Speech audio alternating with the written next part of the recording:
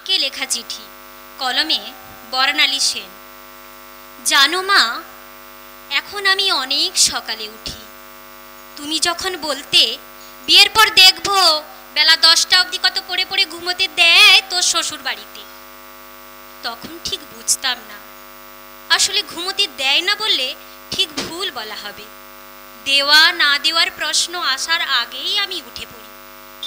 কারণ একটাই, শ্বশুর বাড়ি আমার বাড়ি তো নয়। হ্যাঁ, ভালো শ্বশুর বাড়ি, রান্না না করলেও হয়তো কিছু বলবে না ঠিকই, কিন্তু চক্ষু লজ্জার ভয়ে আমি এগিয়ে যাই। কারণ একটাই, শ্বশুর বাড়ি আমার বাড়ি তো নয়। মনে হয় কিছু না করে শুধু বসে বসে খাবো, ভাবতেই পারি না। কিন্তু দেখো, 2 মাস আগে অবধি তুমি আমায় কেমন রান্না করে খাওয়াতে। কই, তখন তো এসব আমার কিছু মনেই হয়নি।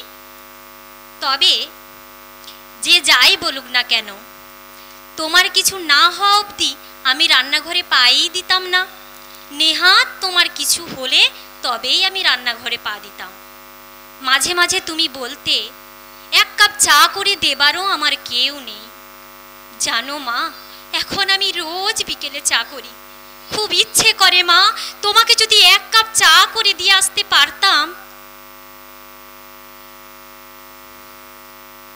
কত কাজ নিজে পারলেও তোমায় জ্বালিয়ে খেয়েছি।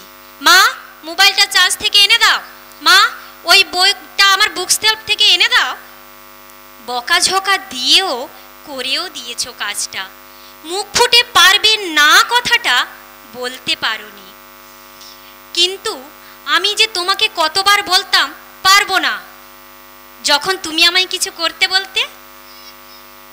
তবে আজ আমি নিজেরটা তো নিজে করি, বাকি বর যা বলে তাইও করি।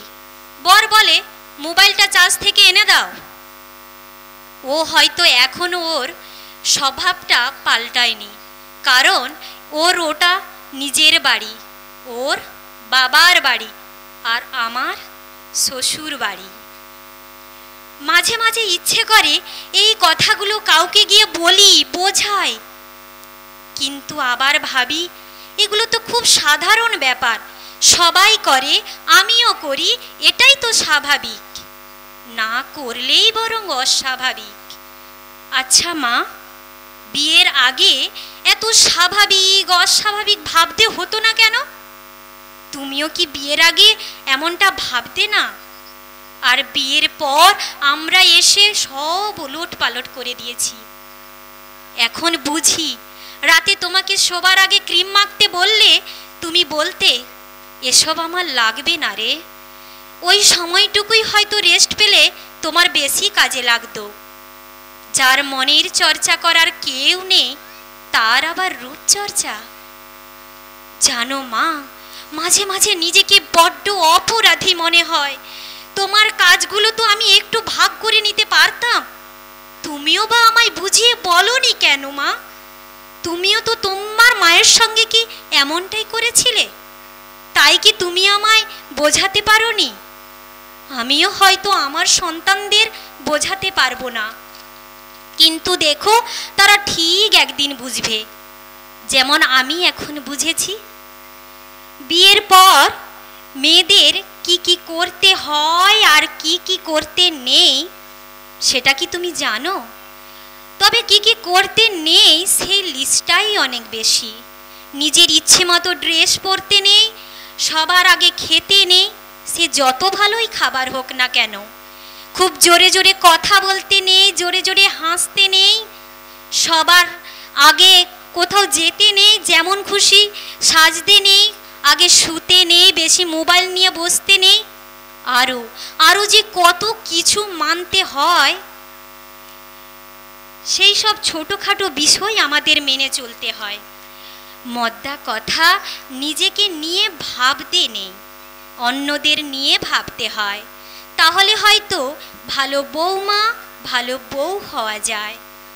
কিন্তু যত ভালোই বউ হই না কেন, ওটা তো আর আমার নিজের বাড়ি হবে না, ওটা তো আমার শ্বশুর বাড়িই থাকবে। আর ওটা তো আমার বাপের বাড়ি। লোকে তো তাই বলে মা। তাহলে আমার বাড়ি কোনটা, তোমার বাড়ি বা কোনটা?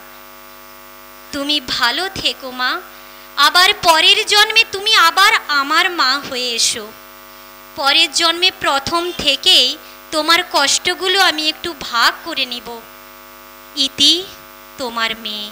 নমস্কার।